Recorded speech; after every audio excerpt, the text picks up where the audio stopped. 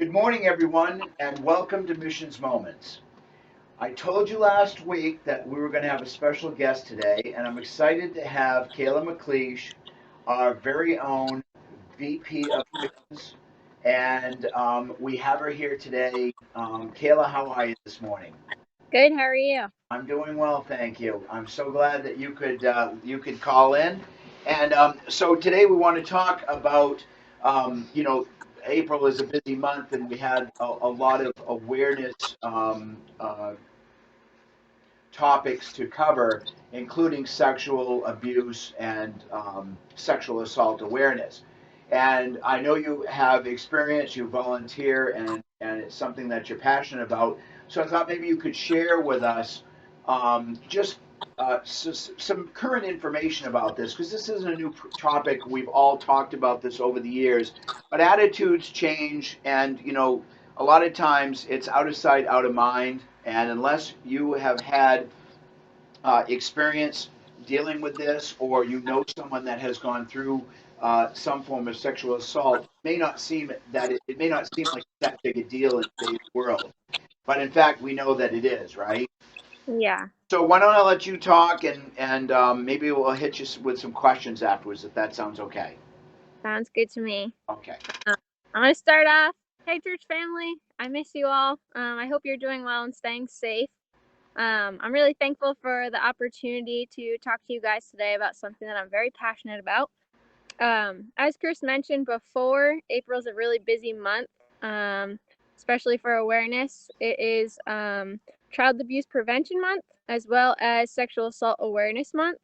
And some of you know, some of you don't, but I am a volunteer advocate with Rape Response Services. So I'm going to talk to you a little bit about some of the stuff that I learned when I was in my training. And sorry if I look at my notes a lot. I want to make sure I'm giving you guys accurate information. Um, and most, if not all, of the information that I got was from the binder that they gave me during my 40-hour training. And all that information came from MCASA, which stands for Maine Coalition Against Sexual Assault. And so what I'm going to do, the information is from a 2013 edition. So the numbers that are given are from before 2013. So it's very hard to get information on this topic just because of the underreporting. But you can only assume that the numbers have increased since 2013 as we go along.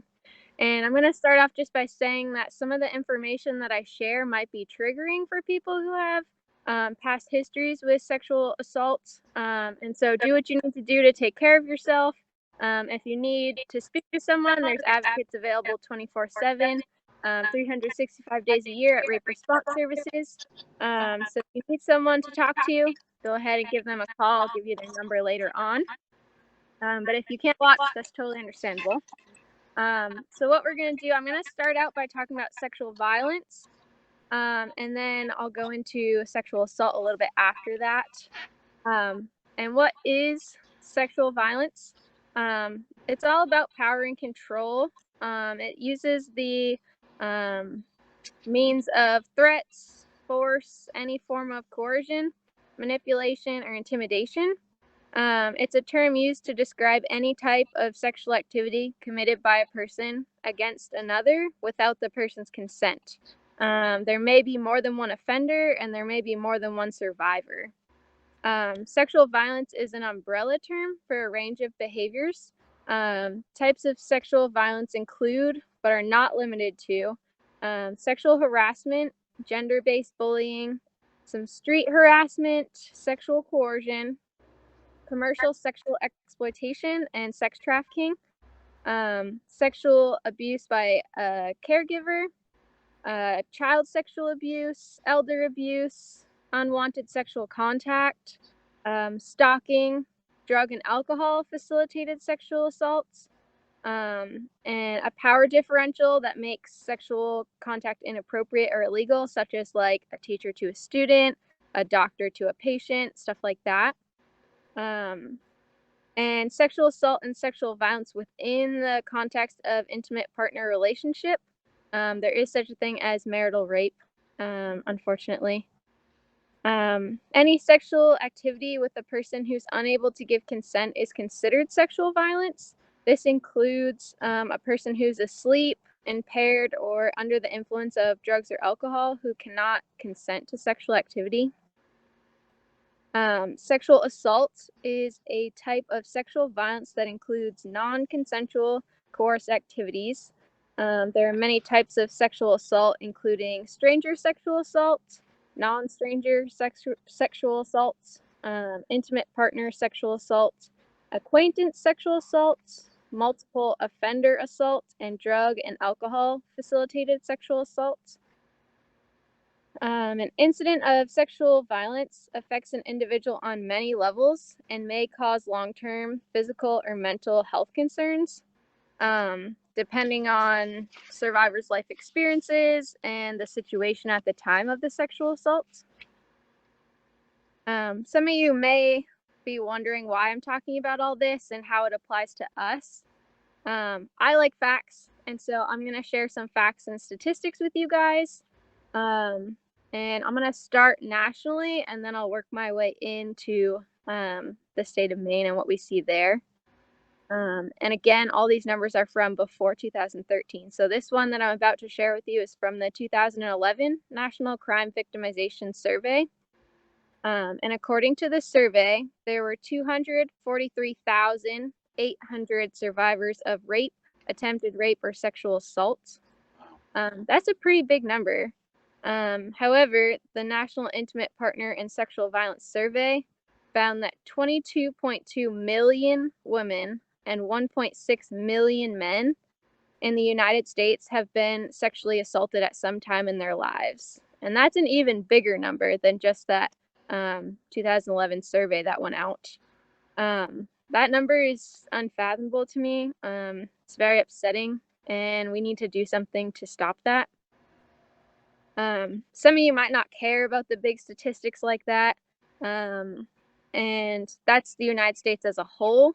So I'm going to bring it a little closer to home for you.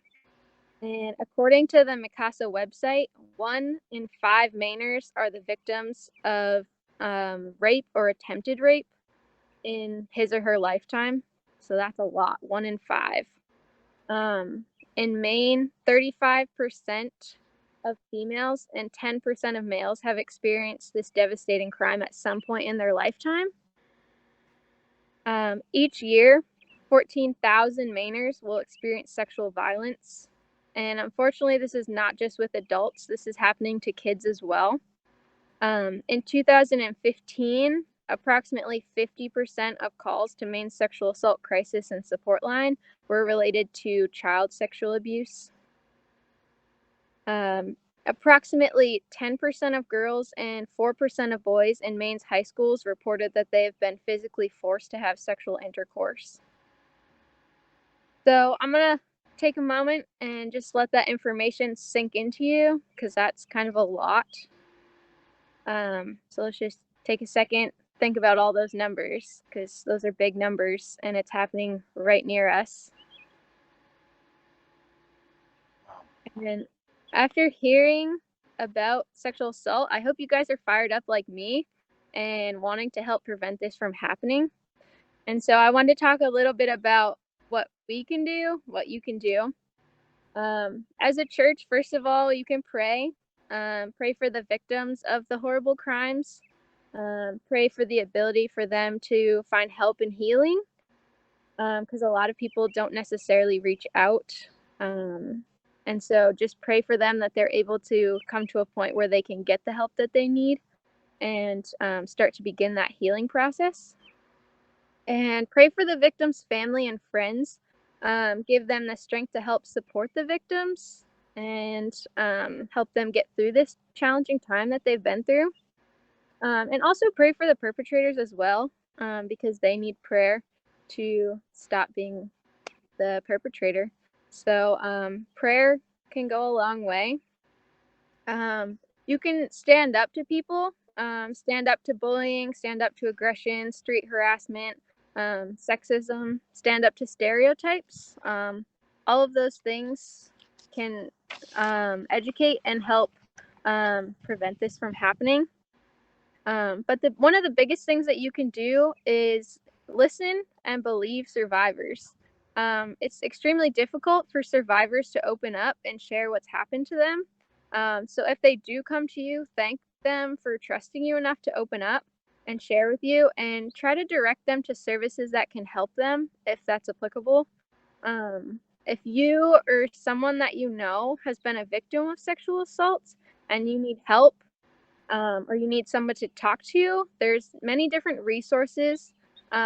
Here in Penobscot and Piscataquis County, you can visit Rape Response Services. You can go to Rape Response Services online, rrsonline.org, to chat with an advocate. If you're not comfortable talking on the phone, they have chat options available that you can text in and message. Or you can call, and the number is 1-800-871-7741. And that's available 24 hours a day, 7 days a week, 365 days a year. You can speak directly with an advocate, or you can visit micasa.org, mecasa.org, to find support closer to you if you don't live in this area.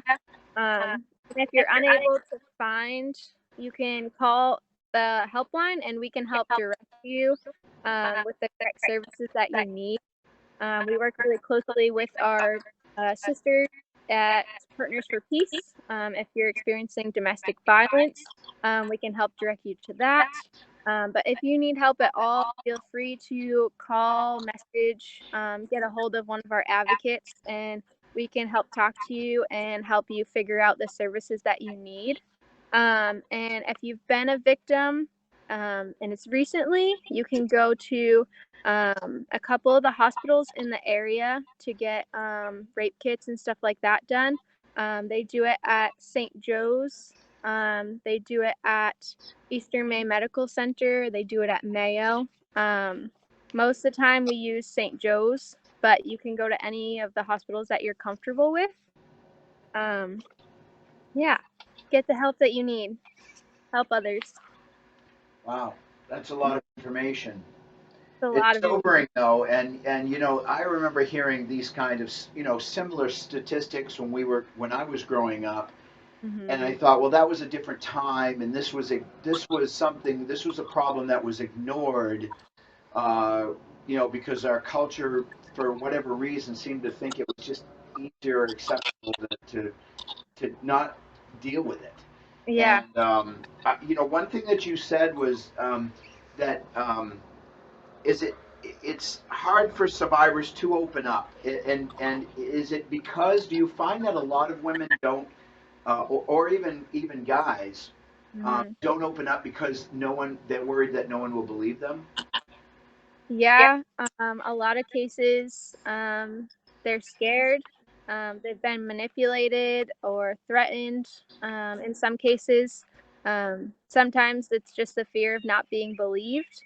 Um, there's a lot of things in society that portray that people don't believe victims. And there's a lot of things in the media that show that people don't believe victims. So it's hard for victims to open up and think that somebody's going to believe them. People say that people are faking it. They're just trying to get people in trouble, which is absolutely not the case. Um, I but think the yeah. other thing that I've also heard, that I kind of shake my head, but this seems to be consistent, and perhaps it's still true today. But a lot of the victims somehow think that they deserved it, that they feel guilty because they didn't stop it, or they somehow allowed it, or that somehow that they were, it was their fault, and Yeah. that just seems crazy. Yeah, that's pretty common. One of the first things that I try to do if a victim calls is obviously listen, but just let them know that it's not their fault. Nobody deserves to be sexually assaulted. You cannot do anything to entice somebody to sexually assault you, because it's not your fault. It's the perpetrator. And unfortunately, people have that assumption that it is their fault, especially if there's drugs or alcohol involved. But even under the influence, it's never a victim's fault. Correct. Correct. That's a good point. Um, so there's a couple, kind of cliche questions, and I don't want to hold you up too long here, but I just thought it was interesting. Is it true that men are? Well, we know that it's not true. You used to think, well, men are not victims of sexual assault, and it's a guy thing to say. Well, you've heard the jokes and such, right or Yeah. wrong, but the reality is that there is sexual assault amongst males. Tell me a little bit about that. Yeah. 1 in 6 men are sexually assaulted before the age of 18. Wow. Um, Many people don't think that men can be sexually assaulted. It's this societal norm that people think that men are macho and they can fight off the perpetrator. Nothing like that can ever happen to a man. But in reality, men are sexually assaulted. Sometimes not as much as females.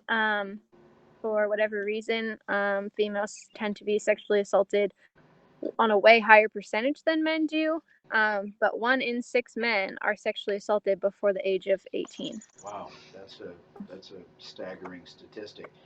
Yeah. Um, the um, the other thing is that there's always the talk about, well, if you didn't dress provocatively, or if you didn't dress so sexually and reveal so much that you somehow you caused it because you were dressed inappropriately. Not true. Yeah. That's not true. Yeah. Um, that's a myth, and it's used to place blame on survivors. And it doesn't hold the offenders responsible for their actions. Um, like I said, survivors of sexual violence are not responsible for the assumption or action of others. Nobody asked to be sexually assaulted. Just because you're wearing a certain outfit does not mean that you should be sexually assaulted. Plenty of people are sexually assaulted wearing sweatpants and a t-shirt. Like, you don't have to be dressed provocatively for somebody to sexually assault you. And even if you were, it doesn't lead to somebody needing to sexually assault you. Nobody should ever be sexually assaulted. And it's never your fault. It doesn't matter what you're wearing. It's not your fault. Amen. The other thing that I think is that it's assumed that sexual assault happens in the park or in dark alleys or by complete strangers, but that's really not true. Strangers are not the primary perpetrators in a lot of cases, correct? Yeah, correct. That's what they show on TV, so that's what everybody thinks is that, oh, the stranger on the street is gonna abduct you and sexually assault you. But acquaintance sexual assault is actually much more prevalent than stranger sexual assault. A majority of sexual assaults are occurred by someone that they know, an acquaintance, a friend, an intimate partner, or a relative. For the most part, is the highest percentage of sexual assaults, which is really sad. Statistically, that somebody that you know is more likely to sexually assault you than some random stranger on the street.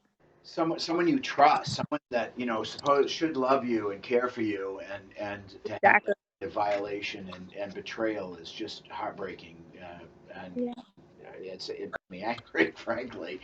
Yeah. And to the other,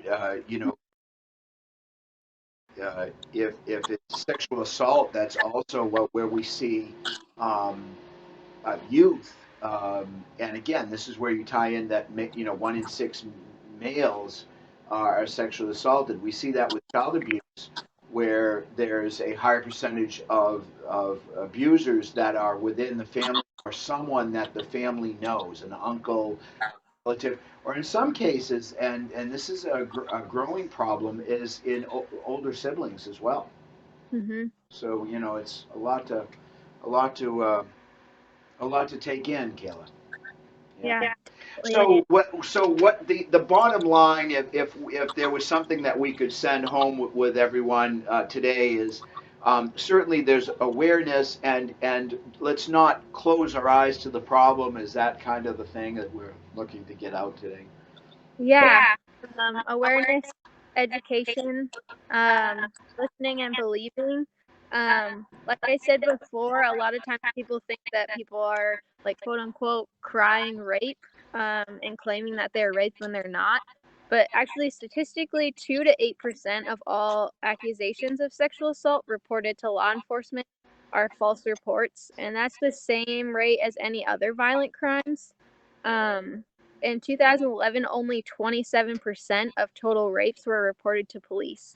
And again, like I said before, people think that people aren't going to believe them. So only 27% were reported. So we need to spread awareness and listen and believe so that people will report so that we can start to combat this issue and get people the help that they need to keep moving on and keep healing. Wow. Wow, wonderful. Thank you so much for sharing. Really appreciate your time. Beautiful Yeah. day out there, so I hope you'll get out and have some fun. Yeah. And well, thank you so much, Kayla. We'll have to do this again. Okay. Yes, definitely. So everyone, thank you for taking some time this morning to listen to us, and I hope you all have a wonderful and blessed day, and we will see you next week. God bless.